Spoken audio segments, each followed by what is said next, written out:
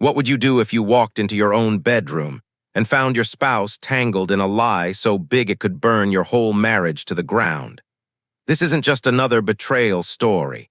It's about how one man uncovered every hidden truth, piece by piece, until the evidence was undeniable, and how his revenge didn't come with shouting or chaos, but with precision, patience, and a final strike that left her with nothing. You're watching Cheating Stories 7, where every story shows that betrayal always has a price. If you've ever been lied to, or if you believe that truth always wins in the end, stick around. And don't forget to like, subscribe, and share your thoughts in the comments. So now, let's step into the quiet storm of I caught her red-handed, and my revenge made her lose everything. Daniel Carter measured his life by the small rituals that made a day feel honest. He set the kettle before dawn. He ground the beans by hand because the sound steadied him. He kissed Melissa on the temple as she wandered into the kitchen, hair loose, eyes half awake, and she would lean into his shoulder with the weight of familiarity. 7 years of marriage had folded their mornings into muscle memory, and it felt like proof that ordinary love could outlast weather and noise. On most weekdays, he walked to the train along Maple Street, where the sycamores held last year's leaves like a secret. He texted her from the platform, "Need anything for dinner?" She replied with a photo of a crooked grocery list or a joke about her boss's voice. In those exchanges, their marriage looked like a well-lit room, not dramatic but safe. Riverside Heights rewarded couples like them with parks, good coffee, and the kind of neighbors who waved from their porches. It began to fray in places too small to notice in real time. Melissa started staying late on Tuesdays and Thursdays, covering a shift for a colleague who had a sick parent. Once or twice, Daniel didn't mind. By the third week, the word overtime felt like a coat she wore a little too easily. When she came home, there was a new brightness in her eyes. Not joyous exactly, more like electricity with no place to land. He told himself long hours could make anyone feel lit from the wrong end. They ate at the island instead of the table. She placed her phone screen down. When it vibrated, she didn't look. "Boundaries," she said, lifting a shoulder. "I'm trying not to be that person who lives on her phone." He tried the joke he always used. "I like that person," he said. She smiled, but it didn't reach the places he used to recognize. He decided firmly to be reasonable. Every marriage had seasons. Work could steal a tone, but not the song. On a Friday in early spring, they had friends over for cards. Melissa laughed too loud at something Daniel didn't hear. She drifted to the patio to take a call, the porch light turning her into a silhouette with edges he could not read.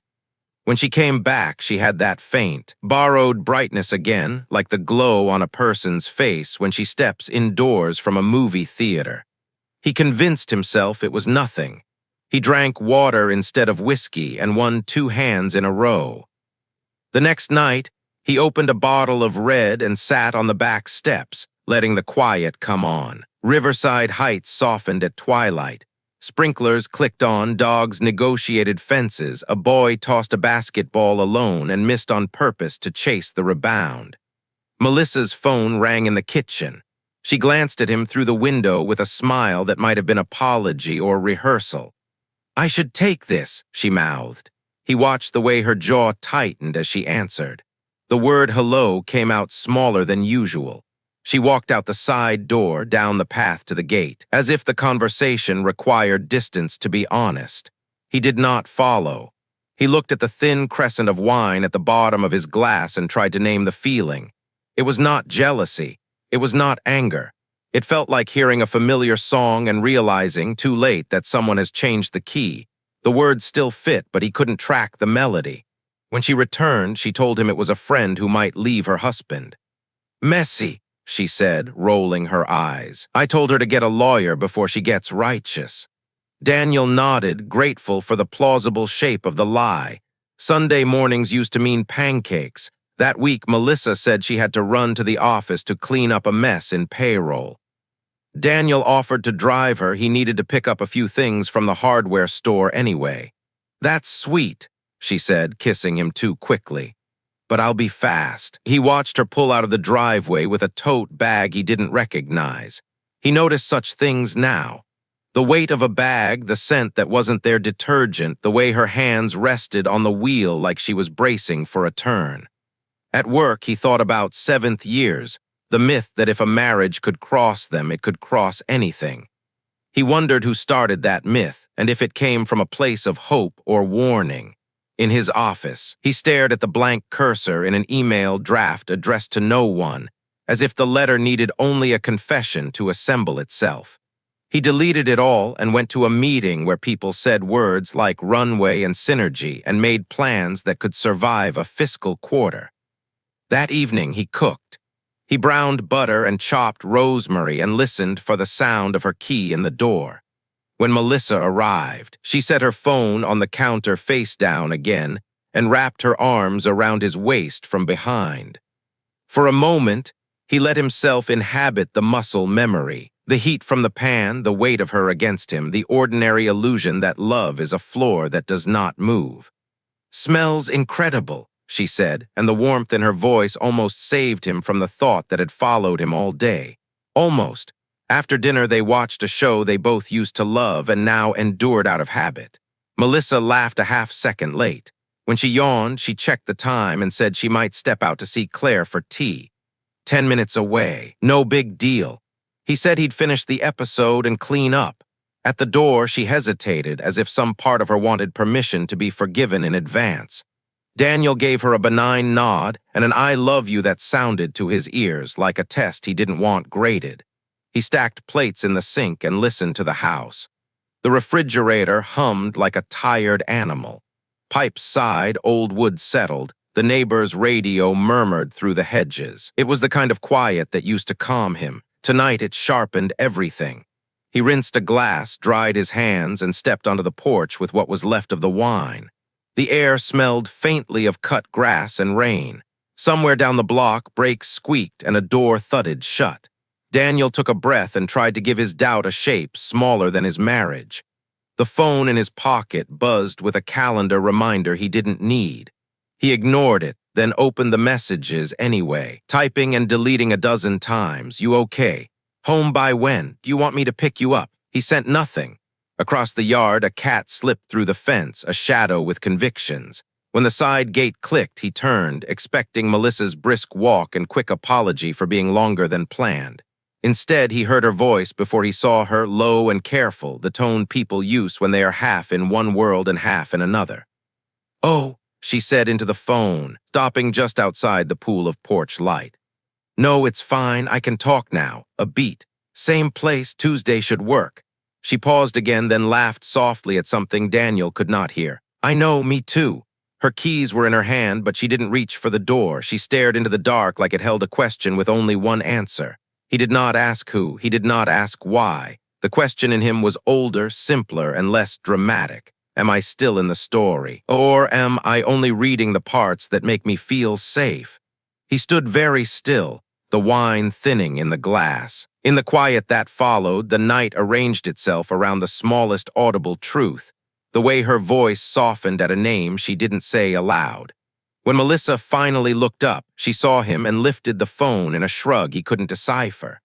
"Claire," she said, as if the answer had been in his mouth all along. "She's a mess." Daniel nodded because that is what a kind husband would do.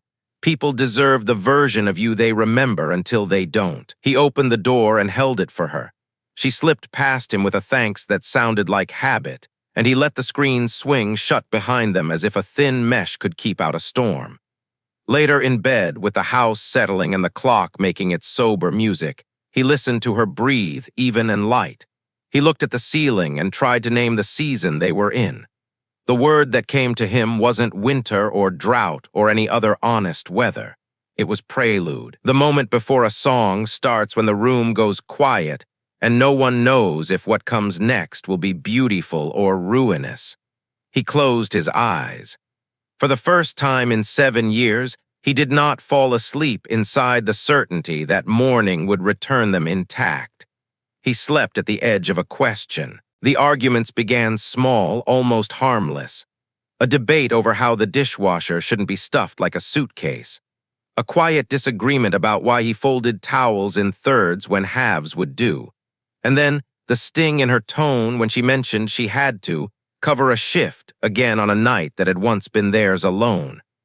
They were not shouting matches, more like slow-burning embers that stole the oxygen between them. Daniel braced his hands against the counter and counted backward from 5. Melissa rolled her eyes and muttered that they were becoming boring, as though boredom were a stranger they had accidentally let into the house and now couldn't get rid of. "I'm going to the office for an hour," he said, keeping his voice even.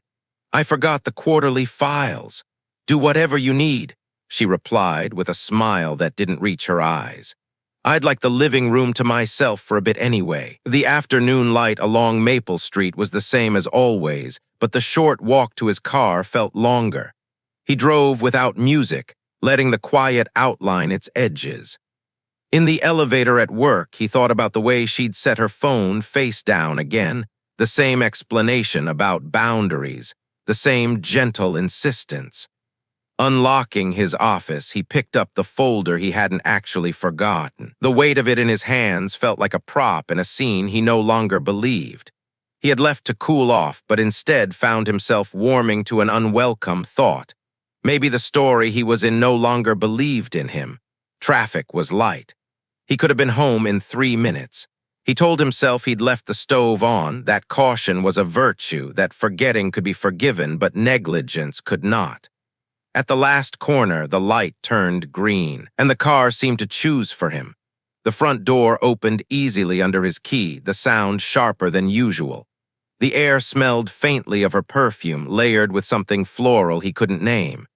He set the file on the entry table and moved down the hallway, his eyes catching on small, disordered details. A coaster out of place, a pillow on the floor, the faint tick of the thermostat adjusting. From the bedroom came the subtle hush of fabric against fabric. His breath quieted without his consent. The door was ajar. On his side of the bed lay a men's dress shirt he had never seen before, powder blue, fine herringbone weave, sleeves rolled once, buttons flat and pearled like coins he had not earned. The shirt looked settled, confident, as though it belonged there. Next to it lay a navy tie, knotted loosely, the shape molded by someone else's hands. Melissa stepped out of the closet wearing a silk robe he had never seen, the kind that promised a night and insisted on it. Her hair was pinned up in a way she never wore at home. For a moment, her expression flashed like a child caught with candy before dinner, startled, guilty, unsure. Then composure slid into place, creating a distance he could feel across the room. "I forgot a file," Daniel said, hearing the smallness of the excuse as it left him.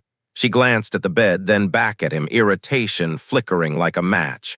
"You should probably give me a minute," she said dryly. "I told you I needed the living room." His eyes went to the shirt again, confirming it hadn't vanished while he blinked. "Whose is that?" "Ryan's, I think," she replied after a beat. "He stopped by earlier to drop off Claire's book, must have left it there." "Ryan wears 17.5, Daniel said before he could stop himself. "That's a 15. God, Daniel," she sighed, letting out a humorless laugh. "Since when did you become a haberdasher?" An older part of him wanted to pick up the shirt, fold it neatly, and erase its presence. A newer part wanted to tear it in half. He did neither. His eyes moved to her hands, no wedding ring. Nails freshly done in a pale shade he didn't recognize. "I'm interrupting," he said, the words tasting metallic. "You are. I asked for space. You should leave." From the bathroom came the flush of a toilet, an ordinary sound that made the room tilt into madness. A silhouette moved behind the frosted glass. Daniel steadied himself against the door frame. Memories tried to save him, pancakes on Sundays, quick texts from the train, the safety of routine. They arrived too late. He exhaled, knowing calm was the only weapon left in reach. "Who is he?" he asked. "No one," she answered too quickly. "A mistake." "Then tell me his name and we'll agree on what mistakes are made of." Her composure faltered for a fraction of a second. "You should go. Being here won't help." The bathroom door clicked. Whoever was inside believed the lock could do the work of words. Daniel stared at the shirt again, imagining the hands that had rolled its sleeves, the knot tied at a throat that wasn't his.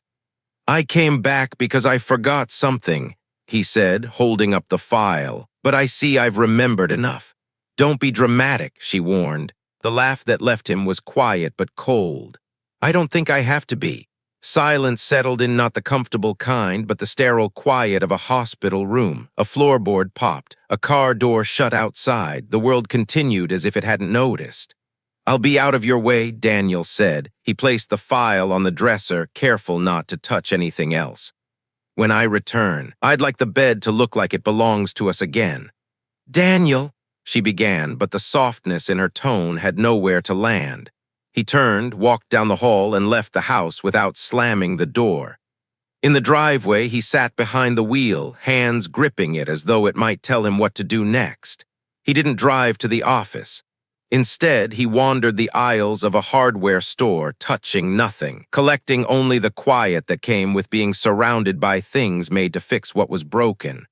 When he returned, the house looked unchanged from the outside. Inside, the bedroom was immaculate. The shirt was gone. The air still held a trace of steam. Melissa was nowhere in sight. On the kitchen island sat a note in her careful handwriting. "We'll talk tonight. Don't make this worse." He folded the note once and slid it into a drawer. "Make this worse" echoed in his mind like a foreign phrase, perhaps valuable in some other country, but not here. The cold inside him wasn't dramatic. It was measured, like a contractor assessing damage and making a list. He didn't yet know what justice would look like, but he knew one thing: he would not shout at a closed door, and he would not pretend not to see. Morning arrived with a false sense of normal. Melissa moved through the kitchen with the same rehearsed grace, bare feet, pale coffee, a casual comment about the weather that tried too hard to erase the night before. Daniel answered in kind, because that is what marriage often demands, language that papers over exposed wiring. When she left for work, she kissed his cheek with precision. The door closed and the house exhaled.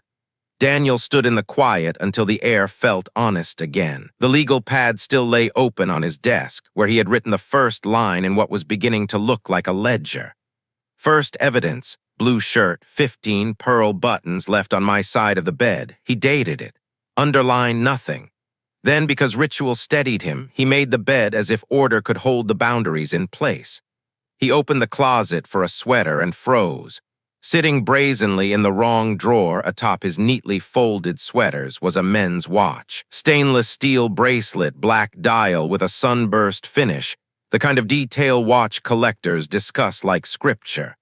The second hand swept rather than ticked, its quiet movement more expensive than noise.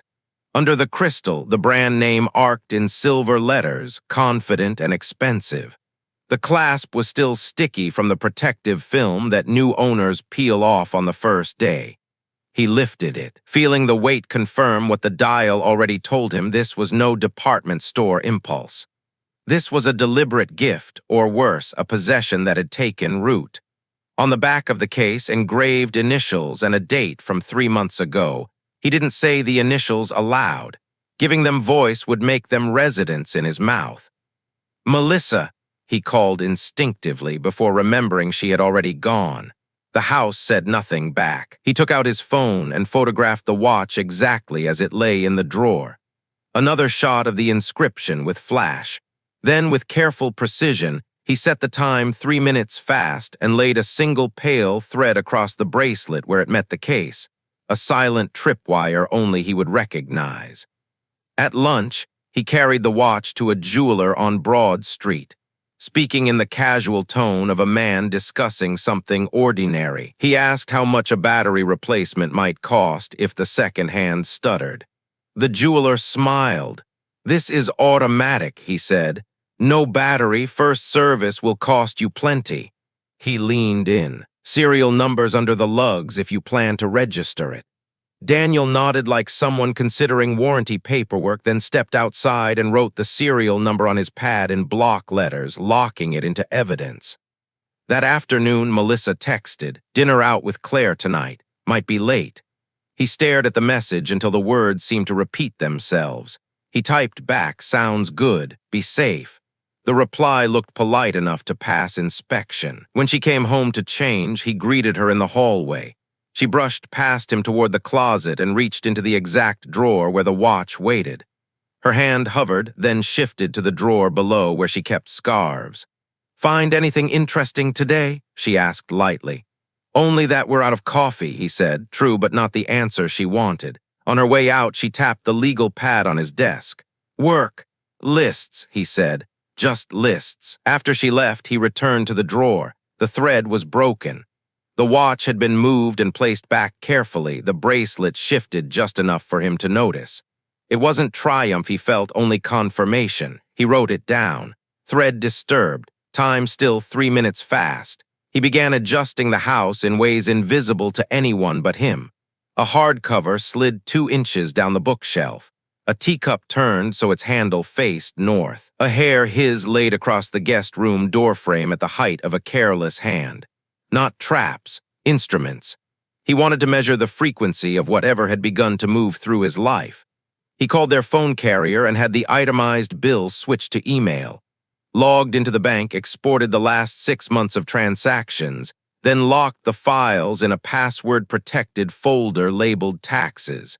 No cameras, no wiretaps. He would not become a man who lived under his own surveillance, but dates, times, and the stubborn memory of objects, those he trusted. When Melissa returned, late but not very, her jacket carried a trace of cologne he didn't own. She saw him at the table with spreadsheets open and kissed the top of his head like a parent checking on homework. "Claire says hi," she offered. "How is she?" Daniel asked. "Complicated," Melissa said, laughing as though complication were charming. He let the conversation fall away and asked, "Expecting a package? Something you didn't order?" She didn't blink. "A friend sent a gift to the wrong address. If it shows up, he'll swing by." "What sort of gift?" His voice stayed flat. "Something small, silly, don't worry about it." "Should I set it aside?" "No need," she said, running the tap longer than necessary. "He'll text me." The next morning, while she showered, he returned the watch to its original angle and replaced the thread. He printed the photo and slid it behind a tax receipt. He checked the guest room hair, gone, replaced it with another finer. Then he texted Ryan, asking if he still had that book to drop off for Claire. Ryan replied, "What book?" Daniel stared at the words, feeling the floor regain its tilt. On his way to work, he stopped by the jeweler again. "How long have you had this model in stock?" he asked. The jeweler shrugged. "Hard to get. Wait lists. People who want them yesterday." Later, at a quiet coffee shop, he pulled up the itemized call log and filtered for after midnight on Tuesdays and Thursdays. One number repeated with metronomic precision. He searched it. No results, which meant it belonged to someone who didn't want to be found. He copied it under the serial number in his pad and drew a box around both entries, not for emphasis, but to keep them from touching anything else on the page. That night, he made a choice that had nothing to do with punishment and everything to do with posture. He would stay still. Let the evidence come to him. No accusations. No lunge for softer versions of hard things. He would become the man the facts required. When Melissa suggested brunch on Sunday, he agreed.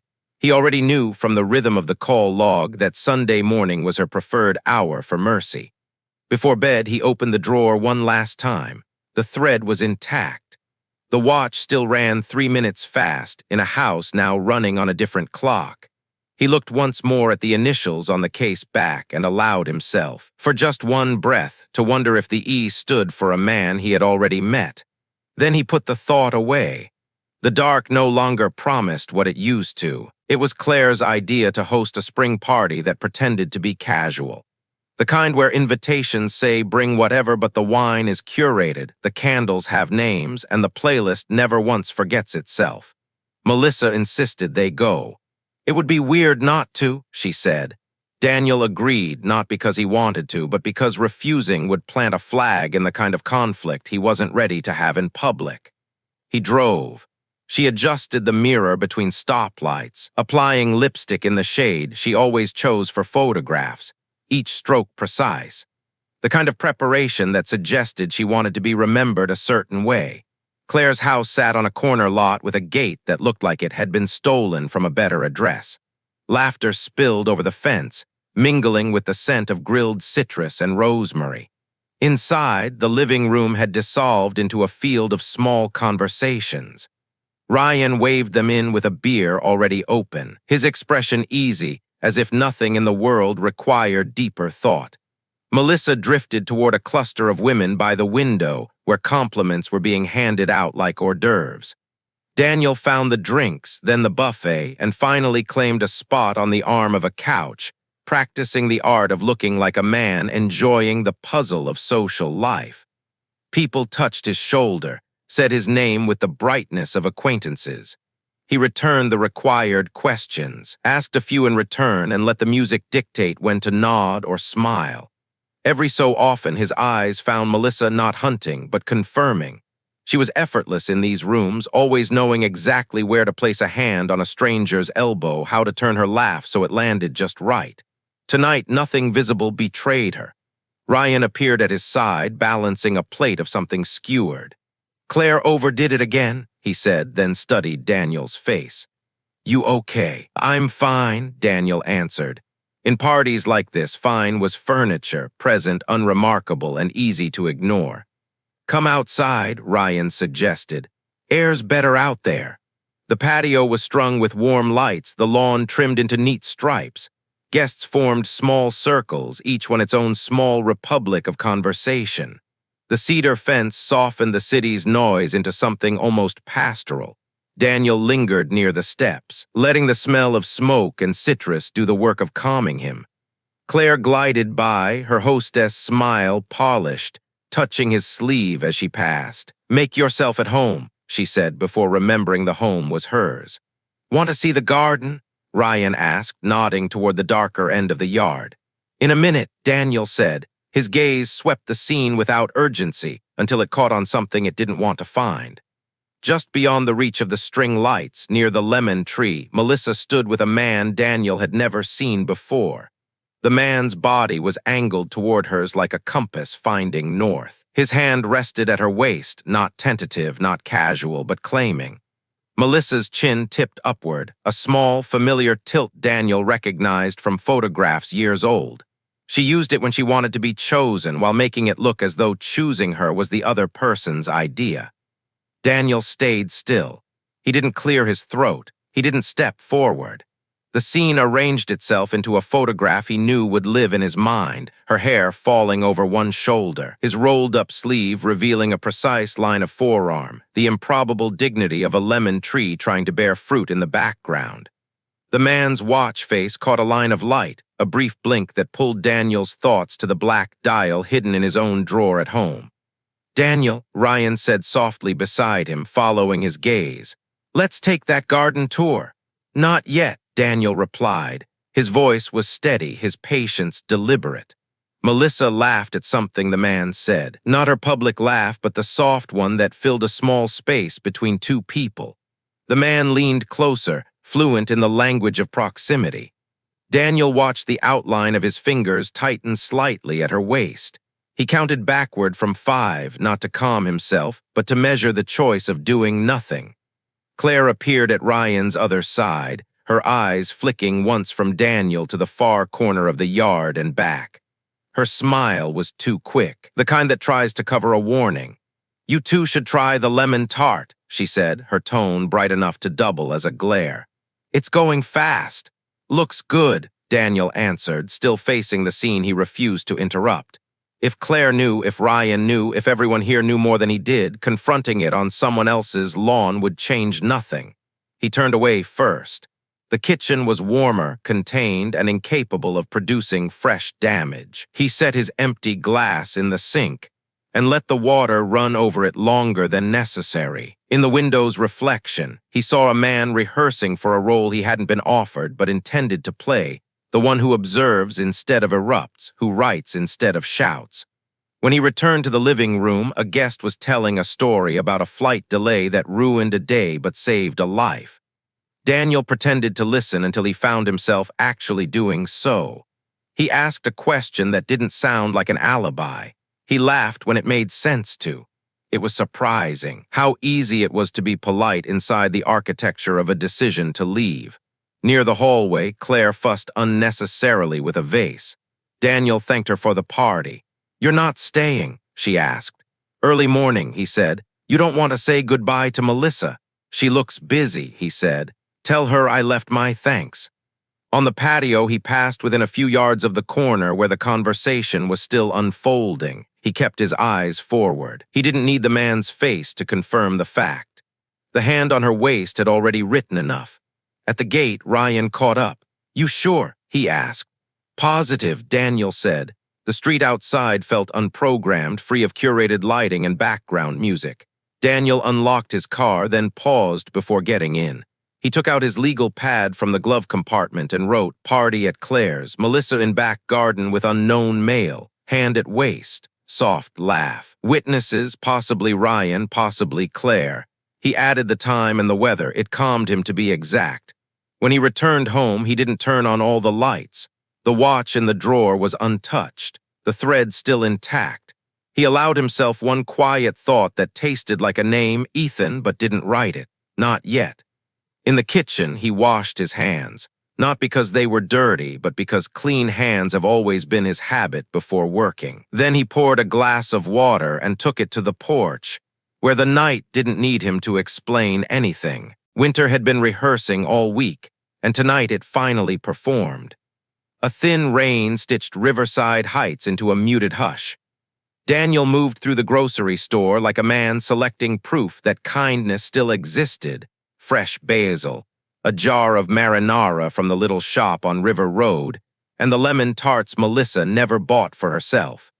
He imagined the surprise waiting on the kitchen island, a small truce delivered in sugar and citrus. The drive home was a blur of damp streets and brake lights smearing into ribbons of red. When he pulled into the driveway, the house glowed the way houses do when they are trying to appear warm. He stepped inside, shook the rain from his coat, and listened. At first, only the hum of the refrigerator and the faint tick of the thermostat.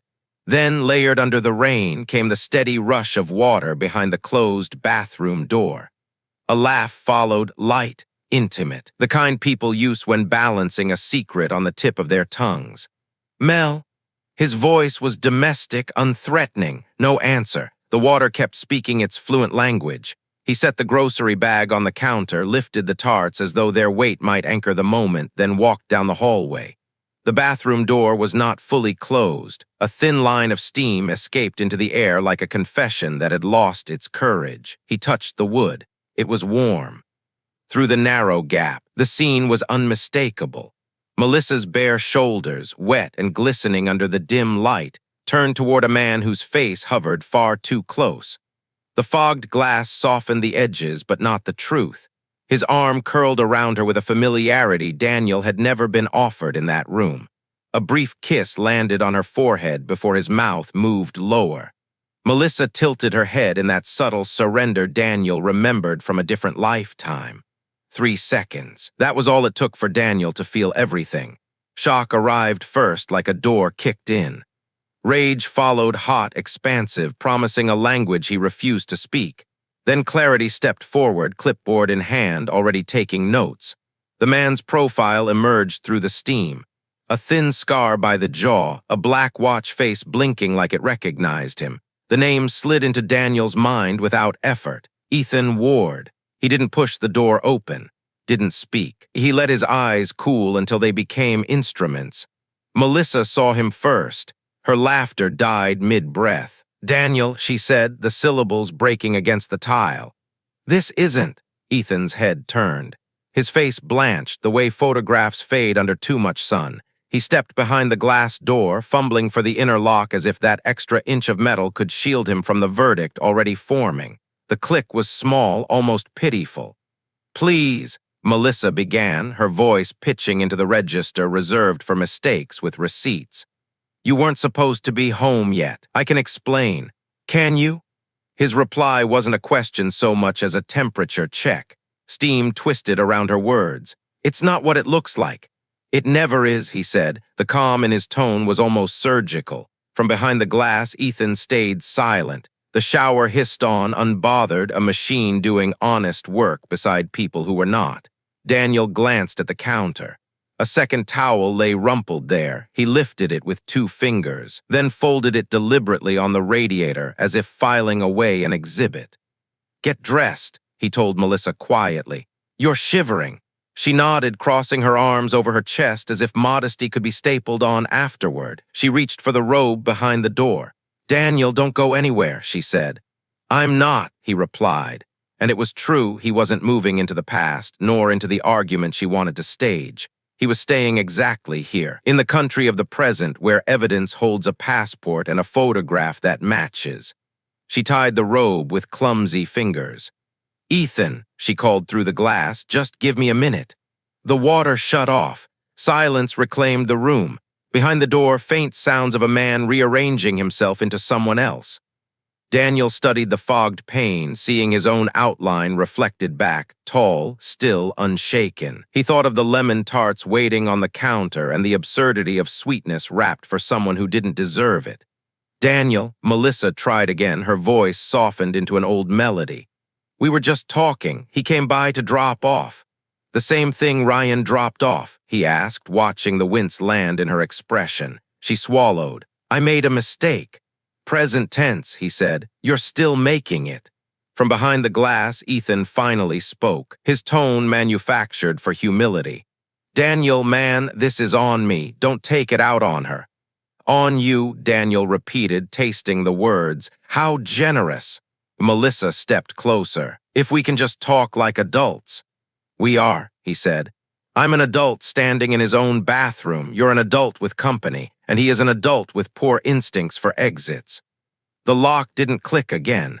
Ethan kept it engaged, maybe thinking a locked door could outvote a witness. Daniel let the comedy sit in the steam between them. Then he backed away 2 paces and inhaled the blend of eucalyptus soap and betrayal until it became something he could file. "I brought dinner," he said to Melissa, almost conversational. "Your tarts are on the counter." Her voice dropped to a whisper. "Please don't walk away." But he did, not in a storm, not with slammed doors, not with words he'd have to scrub from memory later.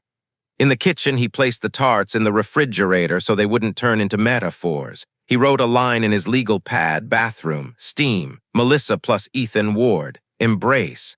9:14 p.m., winter rain. Then he added 2 more words he knew he'd want later, locked door.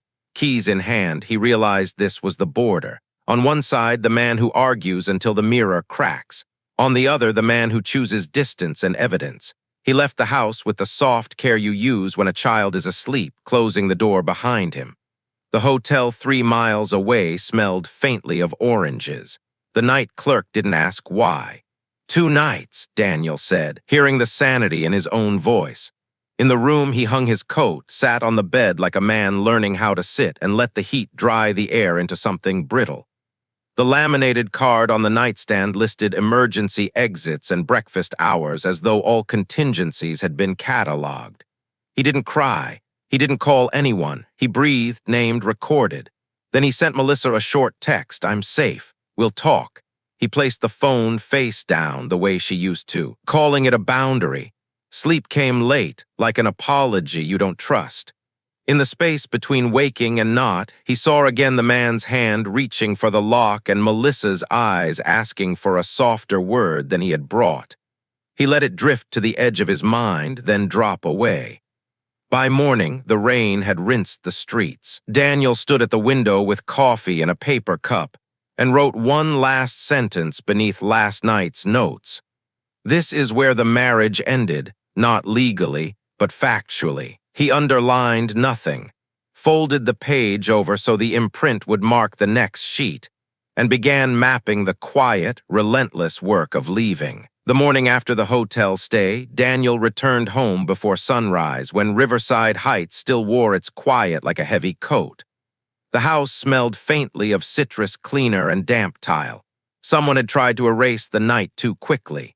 He placed his keys in the dish, hung his coat on the hook, and caught his reflection in the foyer mirror, a man who would not raise his voice because he no longer needed to.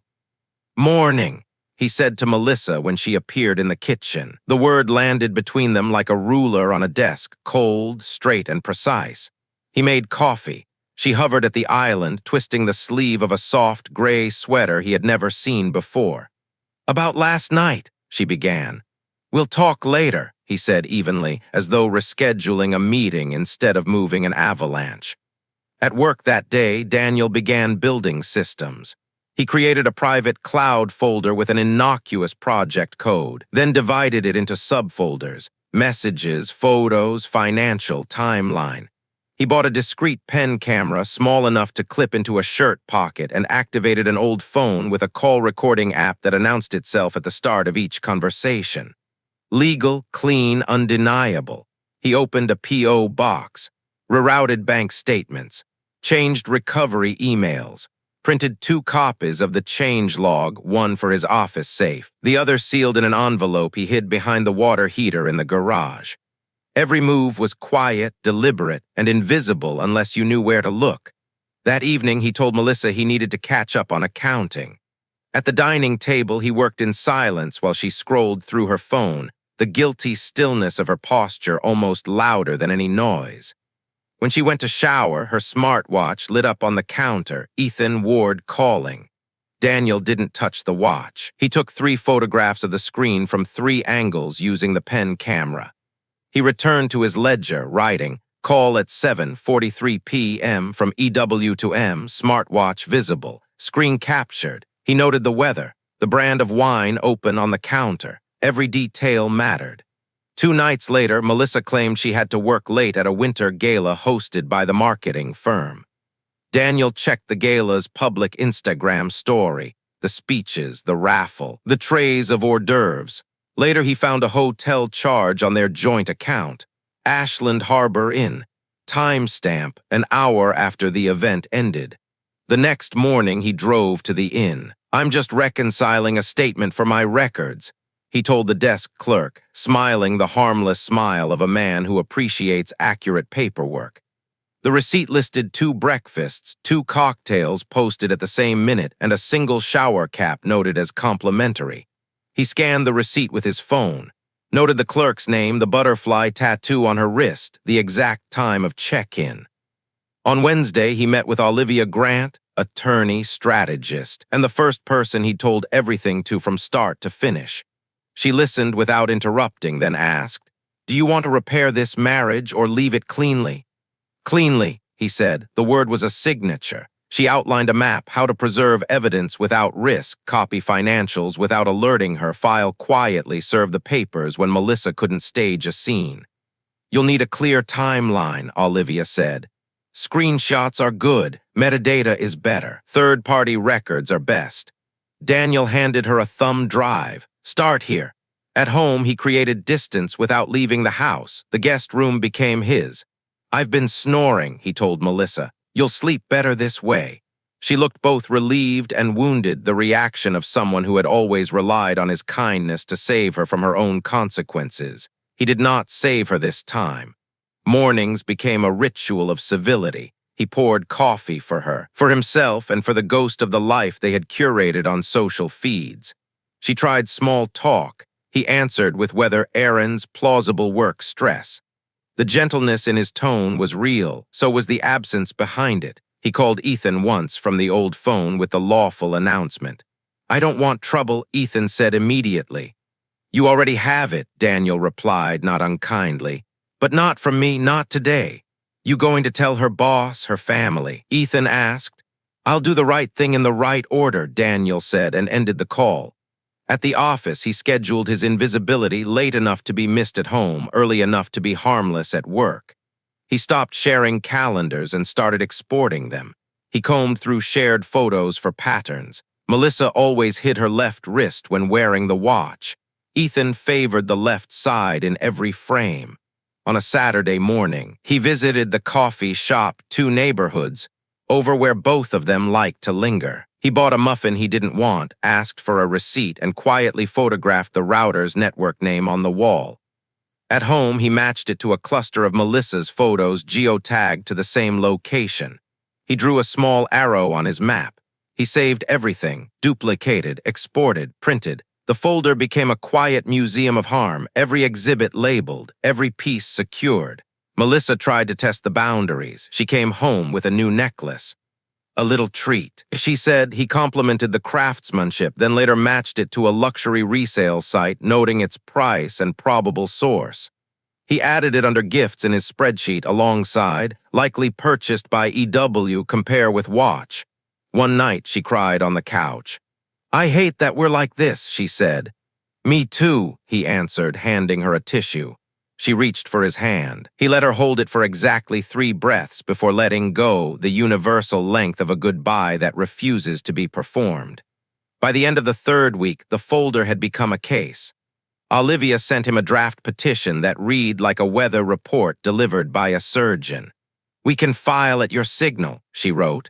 "Your leverage is strong. Your composure is stronger."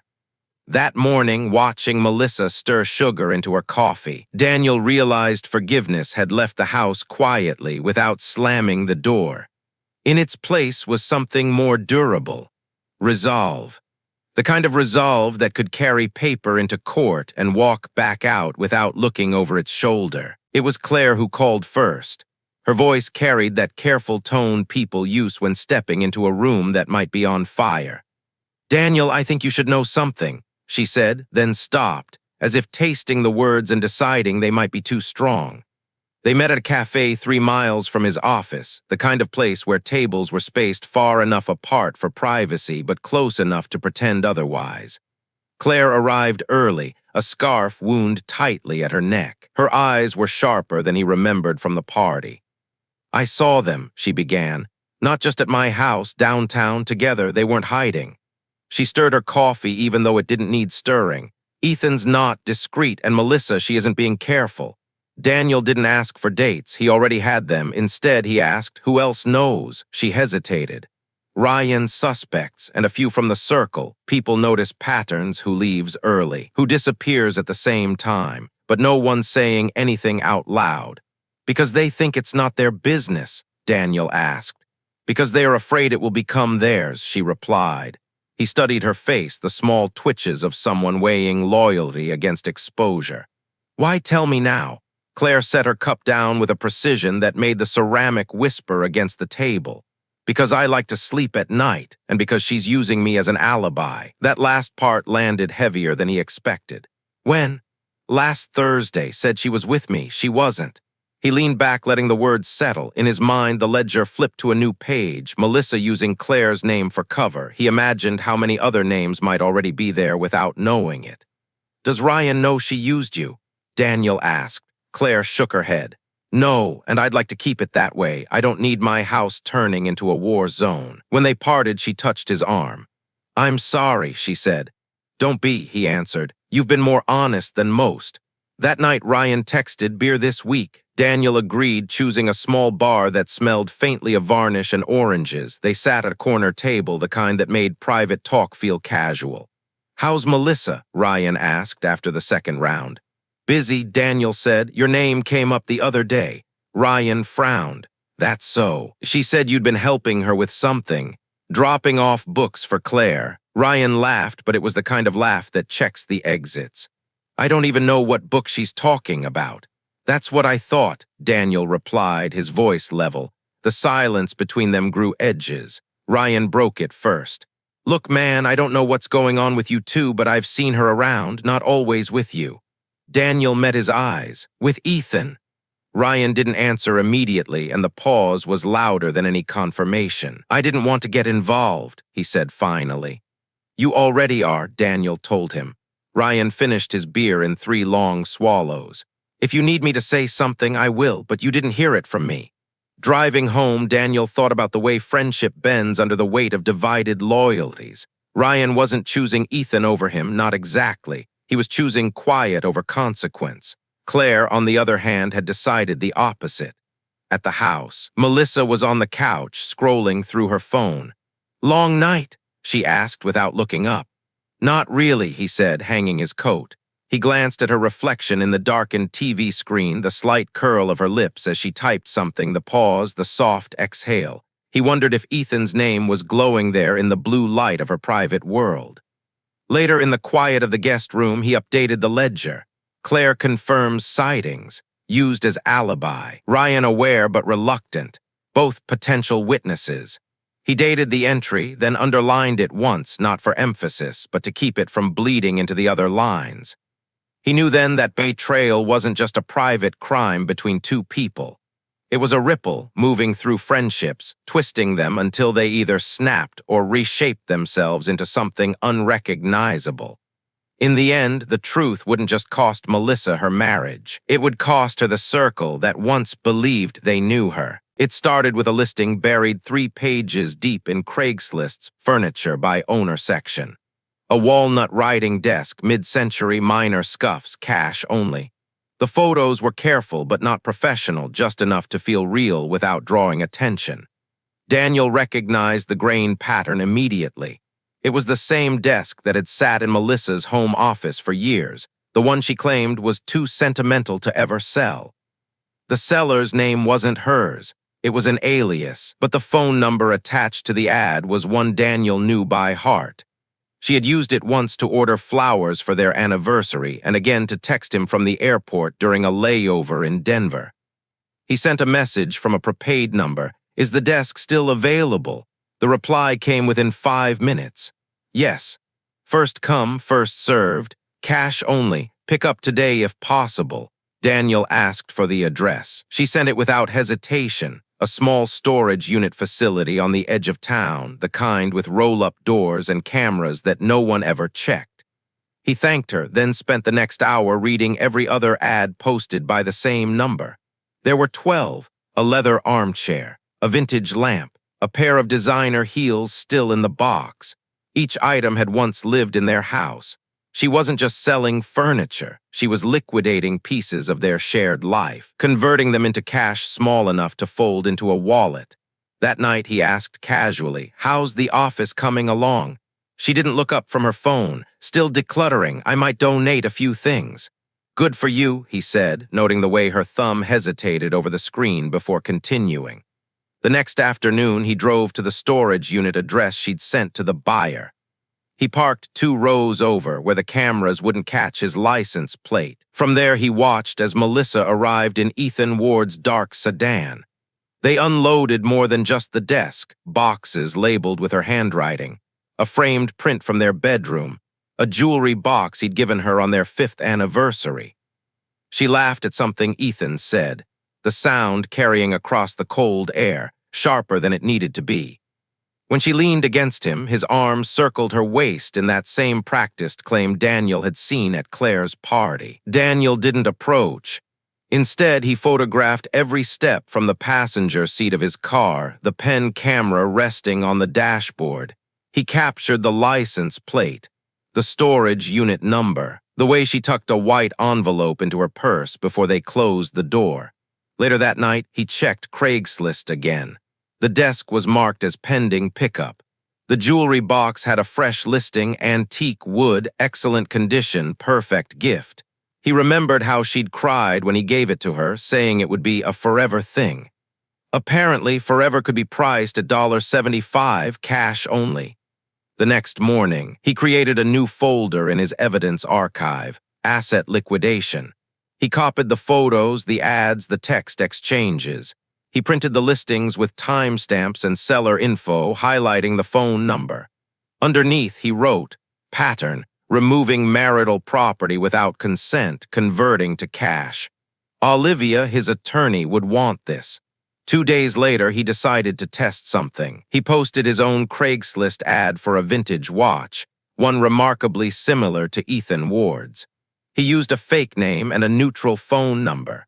Within hours, a reply came from Melissa's email asking if the seller would consider a trade instead of cash. Daniel responded politely, agreeing to meet. The location he chose was a coffee shop near the river, one with cameras inside and out. She never showed, but the email exchange was enough, proof she was actively seeking transactions without involving him. That night, Melissa mentioned needing to go through the guest room and maybe get rid of some clutter. He nodded, hiding the knowledge that the guest room closet contained boxes of his personal files. Files he had already removed and replaced with blank folders, each one sealed but empty. By the end of the week, half the furniture in her office had vanished from the house. The Craigslist ads kept appearing, each one a breadcrumb she didn't know she was dropping. Daniel didn't confront her, not yet. Every sale, every listing, every photograph was another nail in the box he was building. Not for revenge, not yet, but for something colder, something final. In the ledger, he added a single line, Melissa selling marital assets via Craigslist, assisted by EW. Pattern established. Then, in smaller handwriting beneath it, sometimes, thieves don't need to break in. They're already home. It arrived on a Thursday afternoon, not an argument, not a scene, but an envelope. Thin, unmarked, slid under the front door while Daniel was upstairs reviewing files. He heard the faint rasp of paper against wood and the quick retreat of footsteps on the porch. Inside the envelope was a single hotel receipt, 2 nights at the Ashford Suites, room service for 2. A bottle of champagne delivered at 11:42 p.m. The handwriting across the bottom was unfamiliar, but the message was clear. Thought you should know. Daniel didn't need the confirmation. The dates matched the week Melissa claimed she was visiting her cousin in Albany. What unsettled him wasn't the content, it was the fact that someone else had decided to send it. Someone out there wanted him to act. That night, Melissa came home late, hair slightly tousled, carrying the faint scent of a cologne that didn't belong to him. She placed her purse on the counter, opened the fridge, and asked, "Did you eat?" "Not yet," he said, folding the receipt and sliding it into his pocket. Over dinner, she spoke about work deadlines, Claire's upcoming birthday, and a possible weekend trip with the girls. Daniel nodded at the right moments, even smiled once, but he knew something had shifted inside him. The ledger in his mind no longer needed more entries. It was complete. 2 days later, the final piece fell into place. While cleaning out the garage, he found a box labeled winter clothes. Inside was the men's watch, Ethan's, the same one he had left in the bedroom drawer, thread intact as a silent tripwire. The thread was gone now, and the watch had been tucked into a scarf he recognized from a photograph Melissa once posted. In that photo, she was sitting in Ethan's car. He lifted the watch, feeling its weight one last time, and set it on the workbench. There was no anger left, only a strange calm, the kind that comes when you realize the ending has already happened and all that's left is the paperwork. That evening, Melissa mentioned she might go see a friend after dinner. Daniel asked which one. She hesitated, then said, "Claire." He smiled slightly. "Of course." When she left, he called Olivia his attorney. "File it," he said, no preamble, no explanation. Olivia's voice didn't change. "Understood. We'll serve her within the week." The next morning, he sat at the kitchen table with his coffee and the legal envelope Olivia had couriered over. The petition was clinical in its language, dates, assets, grounds. It named Melissa by her full legal name and Ethan Ward as a party relevant to the proceedings. He signed without hesitation. That afternoon, Melissa walked in, dropping her keys on the counter. "Everything okay?" she asked, noticing the envelope. "Perfect," he said. "We're just moving into a new phase." She didn't see the process server waiting outside in a dark sedan. She didn't see the man approach the door as soon as Daniel stepped into the hallway. When the knock came, he gestured for her to answer. The moment she opened it, the server placed the documents in her hands and said the words with the efficiency of someone who'd done this 100 times. "You've been served." Her face drained of color. "What is this?" "Read it," Daniel said, his voice steady. "All the answers are there."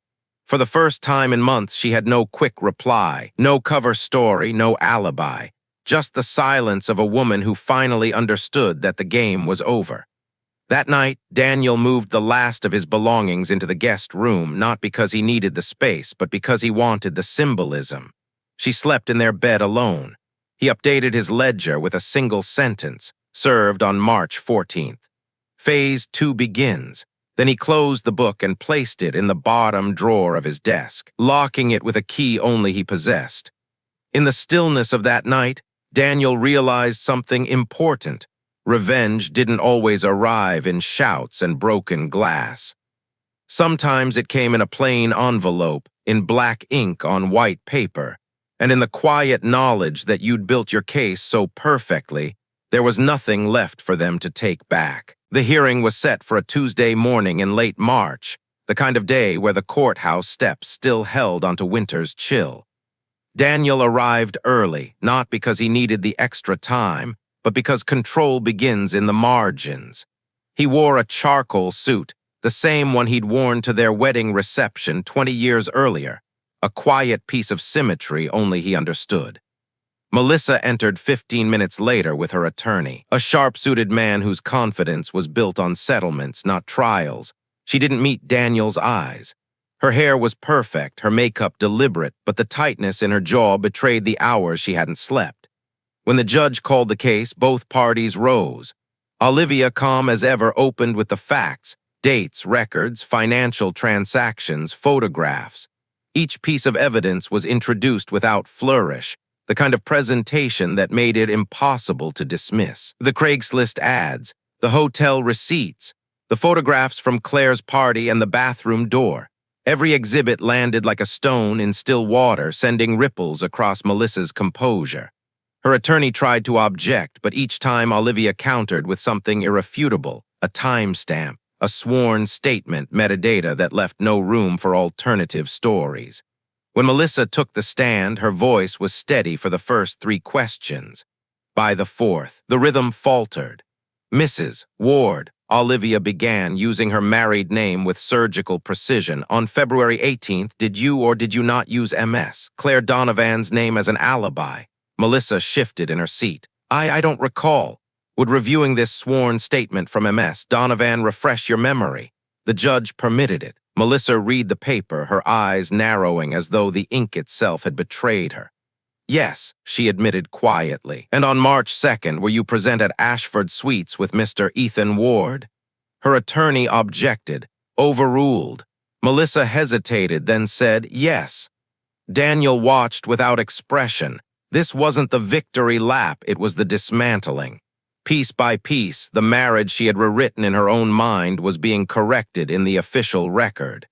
The twist came halfway through the session. Olivia produced a financial audit Daniel had commissioned weeks earlier. A detailed map of marital assets, withdrawals, and undocumented cash deposits into a private account under Melissa's maiden name. The total was enough to change the terms of the divorce entirely. Melissa's attorney whispered urgently, but she stared straight ahead. The judge leaned forward. "Mrs. Ward, can you explain these transactions?" Her answer was barely audible. "Personal expenses." Olivia didn't raise her voice. "These withdrawals coincide exactly with the dates of documented meetings with Mr. Ward, combined with the sale of joint property through online marketplaces. This constitutes marital asset dissipation. Under state law, the court may reallocate equivalent value to the petitioner." The judge nodded slowly, already making notes. By the end of the day, the temporary orders favored Daniel on every front: exclusive use of the marital home, a freeze on certain accounts, and the right to liquidate select assets to cover legal costs. Melissa left the courtroom quickly, her attorney trailing behind. Outside, Daniel paused at the top of the courthouse steps, the wind pulling at his coat. Olivia joined him. "This will end sooner than you think," she said. "I'm in no rush," he replied. "The process is part of the point." Down the block, Melissa stood with her phone pressed to her ear, her free hand gesturing sharply. Daniel didn't need to hear the words. He had already written this scene weeks ago in the ledger under a simple heading, Courtroom Phase 1. He closed his eyes for a moment, letting the chill settle into him. The truth was no longer a private thing. It lived now in transcripts and exhibits in the permanent record. And from here, every step she took would be under a light she couldn't dim. 2 weeks after the first hearing, Daniel woke before dawn, the house wrapped in that pale stillness that only exists when a decision has already been made. He moved through the rooms without turning on a light, his steps quiet but certain. In the kitchen, he brewed coffee, not because he needed the caffeine, but because it marked the beginning of his last morning here. Melissa was still asleep upstairs. The guest room had been his since the night he served her, but the bed where she slept alone had become a kind of monument to everything that had gone wrong, dressed up in clean sheets, but carrying the weight of something spoiled beneath. He sat at the dining table with a yellow legal pad writing a final list. Bank accounts already separated, joint credit cards closed, utilities transferred to her name. Every line had a check mark beside it except one: keys. By the time Melissa came down, he had already packed his car, 2 suitcases, a locked briefcase, and a single box marked office. She glanced at it, eyes narrowing. Going somewhere. Moving out, he said simply. We both knew this was coming. She looked at him like someone trying to spot a bluff in a poker game, but his face gave her nothing. So that's it, you're just done? No, he said. I was done months ago. This is just the logistics catching up. Her mouth opened, closed, then opened again. We could. No, he interrupted gently, setting his coffee down. We can't, and the sooner you accept that, the cleaner this will be. She followed him to the door, arms crossed. You think you're getting the house? I don't think, he said, turning to face her. I know, the court orders in the file you were served. Outside, the morning air was cool, the kind that makes you breathe deeper. He loaded the last bag into the trunk and handed her a small envelope.